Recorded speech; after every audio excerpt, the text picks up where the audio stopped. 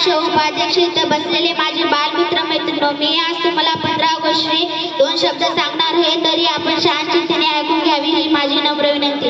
आज 15 ऑगस्ट भारताचा स्वातंत्र्य दिन. आजचा दिवस आपल्या भारतीयांसाठी अतिशय आनंदाचा हा दिवस आहे. आपण सर्वजण इथे एकत्रित जमलो आहोत. भारताला 15 ऑगस्ट 1947 रोजी स्वातंत्र्य मिळाले. त्यासाठी आपण आपल्या भारतातील शूरवीरांना स्मरण करून त्यांच्या आठवण करतो. आपण आपल्या देशातील महापुरुषांनी आणि क्रांतिकारकांनी आपल्या प्राणाची आहुती दिली, त्यांना स्मरण करण्याचा हा दिवस आहे.